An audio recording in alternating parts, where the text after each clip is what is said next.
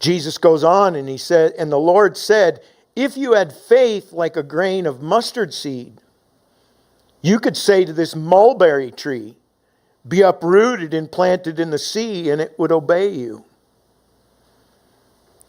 There's a reason Jesus uses a mulberry tree as a picture for a root of bitterness or unforgiveness. The mulberry or sycamore tree had a very large and deep-rooted system. It grew in the desert where there was little rain, but it found water deep in the ground.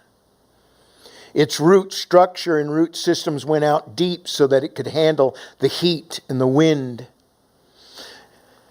It was incredibly hard to kill because its deep roots would go so deep that you could cut it off right at the ground, right at the very ground, and it would find a way to come back and grow back. And Jesus compares unforgiveness and bitterness with a root system that is deep and hard to kill. The tree itself grew to nearly 30 feet. Bitterness, unforgiveness can grow in our lives and overshadow everything else. But Jesus said, with just the smallest amount of faith, you can command unforgiveness to be uprooted and planted in the sea. The sea is full of salt. No tree can grow in salt.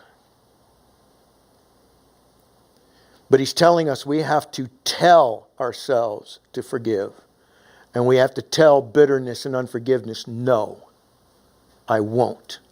And what did he just tell us or Paul tell us in Corinthians? That by the Holy Spirit, he will give us the ability to do it. This tree was the most plentiful tree in the area because it grew quickly. And when you did cut it down, it would always grow back. So its wood became the preferred wood for making coffins. Bitterness and unforgiveness can certainly put us in a stronghold or a coffin which seems impossible to get out of.